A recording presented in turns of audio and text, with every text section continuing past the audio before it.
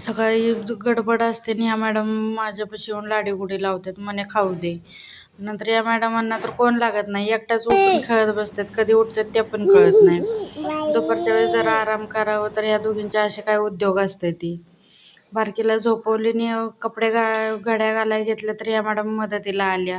म्हणे तू कर तोपर्यंत मी पाणी ठेवते. पाणी ठेवलं आंघोळीला, कपड्यांच्या घड्या घालून घेतल्या. या मॅडमचा एक छोटासा बास्केट केलं जेणेकरून कुठं हरवू नयेत. तोपर्यंत या मॅडम तर उठल्यात मला खेळतात तर पटकन भांडी मांडून घेतले. भांडी मांडून घेऊस पण या मॅडमांनी असा काय उद्योग वाढवलेला. तिला तिथनं काढली आणि या दोघींना आंघोळ घातली. या मॅडमांचं उरकलं आणि गेल्या त्या खाली.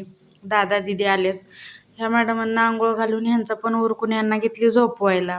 हिला झोपवतच चहा घेतला आणि लागले स्वयंपाकाला. आज काय स्वयंपाक जास्त नव्हता त्यामुळं पटकनच झाला.